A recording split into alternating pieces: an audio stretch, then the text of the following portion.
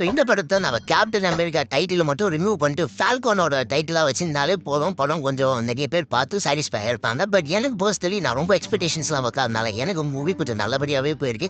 நான் மெயினாக எதிர்பார்த்தது நம்ம 2 ஆள் கூட ஒரு ஃபைட் எக்ஸ்பெக்டேஷன்ஸோட போயிருந்தேன். அண்ட் அதை கொஞ்சம் கிளைமேக்ஸ் நல்லா கொஞ்சம் தரமாக கிரியேட் பண்ணிட்டாங்க. பட் என்ன இருந்தாலும் அந்த கேப்டன் அமெரிக்காவோட லெகசி கண்டினியூ இல்லாமல் லைக் இது ஒரு ஃபால்கோனோட மூவினே சொல்லியிருந்தா இன்னும் கொஞ்சம் பெட்டராக இருந்திருக்கும். பட் என்ன பண்ணுறது, அதான் ஸ்டோரி வைஸ்லேயும் வந்திருக்கேன். நெக்ஸ்ட் நம்ம ஷீல்டு வந்து இப்போ அவர் கைக்கு போயிடுச்சு. அண்ட் இவர் வந்து கேப்டன் அமெரிக்கான்னு சொல்லிட்டு ரொம்ப கஷ்டப்பட்டு எல்லாரையும் ப்ரூவ் பண்ணிட்டு இருக்காரு இந்த மூவி ஃபுல்லாக. அண்ட் அதுக்காக கண்டிப்பாக நீங்கள் இந்த படத்தை பார்க்கலாம்.